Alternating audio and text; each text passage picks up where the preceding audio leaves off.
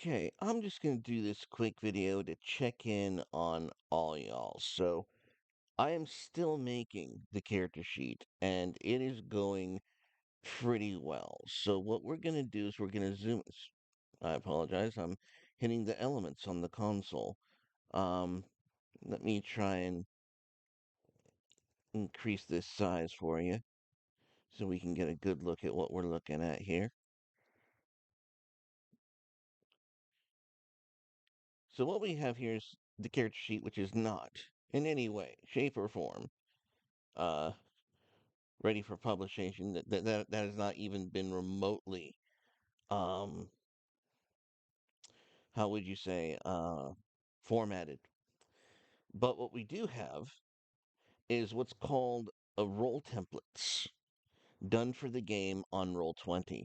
So as you can tell, we have a character sheet for everybody that they're going to be using. And on this character sheet is going to be the buttons, the siphon, stain, spell battery, and you can see the spell battery here as well, right down the middle. And it has the it has three different functions inside of it. You can tell that if it's a fail, you get nothing. You fail to recharge any of your spells. If it's a roll of 6, you can ready any spell in your library.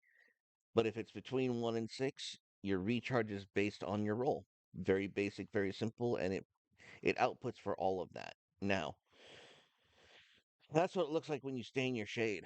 And I'm probably going to further modify it. So let's it is all um based on all of your scores that you all know and love. So let's say you have um Aether score of 5.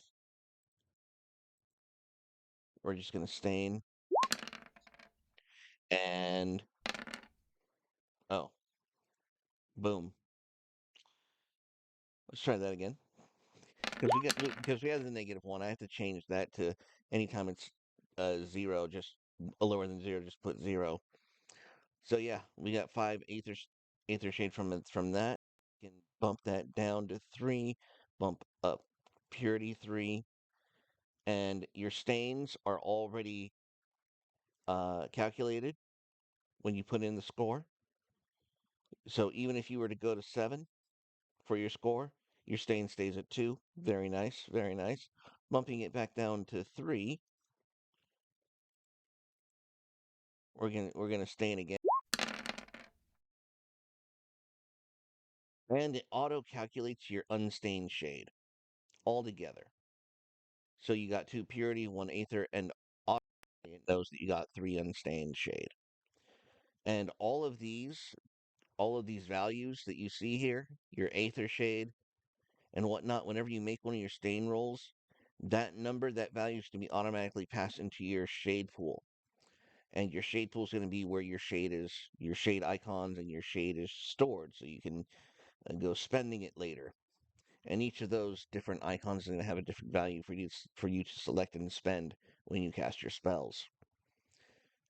The last little button we have is the siphon roll, which is just you siphon the realm, drinks deeply, and you drain the realm for 3 sip levels. That's going to have a value that's going to increase this sip level bar. And that's where we're at with this character sheet. And I'm excited. I am genuinely excited for this. So one thing I'm going to show you all is um, something we did. So something that I had to do for those roles. So we're gonna have we can just click open this one, open the results. Yeah, it'll tell you all this information. And for unstained, I had to put in equations to make sure that we got the right answer, because it doesn't automatically, because each of these different rules, Aether, Corruption, Destruction, Purity, they're all individual rules that you would use in the game. And this button does them all at once. So when it counts failures, instead of counting just the failures of Aether or Destruction, it would literally count all of the failures and just respond them. Then you don't necessarily want that. So I had to tell it to do something a little different. So a little behind the scenes peek on that one. So that is what we have so far. That's the point that I've gotten to. All the variables, all the data. This is another thing that I'm going to have to adjust for is right over here. Let me shrink this a little bit. Yeah, let's get that there. Da-da.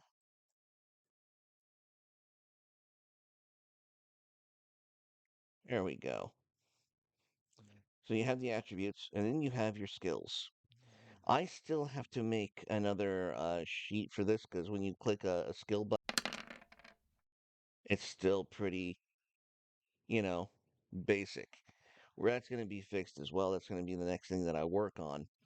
But we are moving forward, and this game is going to look amazing by the time we get all the players and all of the characters made.